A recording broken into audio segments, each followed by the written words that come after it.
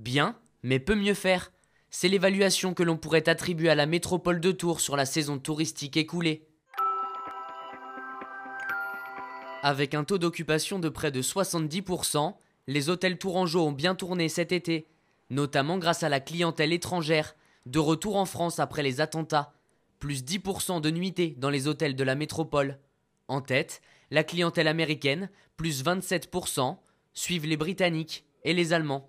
Après un début de saison un petit peu mitigé en avril, mai, juin, qui a été impacté par les grèves SNCF en particulier, on a vu un retour de la clientèle étrangère.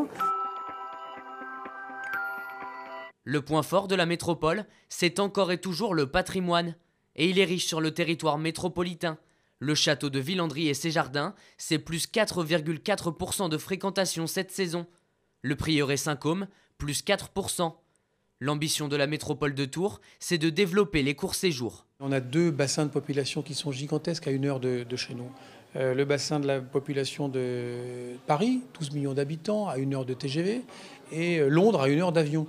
Et donc, on sait bien que ces populations, elles sont à la recherche aujourd'hui, que ce soit à Tours ou à New York, de courts séjours, de 3 jours, on se fait plaisir. Le gros point noir de ce bilan, c'est cette chute d'entrée dans les musées.